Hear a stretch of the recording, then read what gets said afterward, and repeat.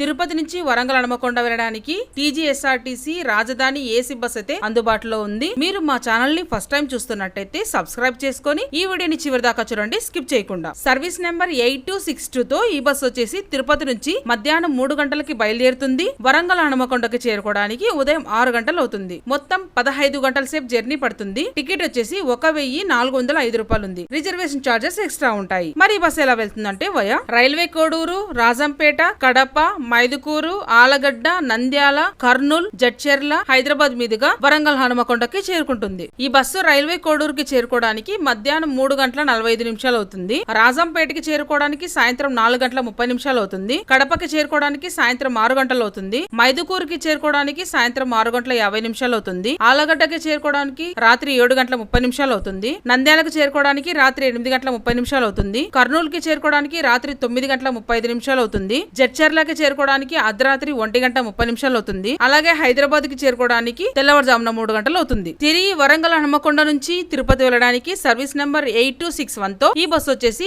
వరంగల్ హనుమకొండ నుంచి మధ్యాహ్నం 1 గంట 30 నిమిషాలకు బయలుదేరుతుంది. తిరుపతికి చేరుకోవడానికి తెల్లవారుజామున 4 గంటల 45 నిమిషాలు అవుతుంది. మరి ఇలాంటి బస్ ఇన్ఫర్మేషన్స్ కోసం మన ఛానల్ ని సబ్స్క్రైబ్ చేసుకోండి. అలాగే మన ఫేస్బుక్ పేజ్ ని ఫాలో అవ్వండి. మరో వీడియోలో మళ్ళీ కలుద్దాం. Thanks for watching.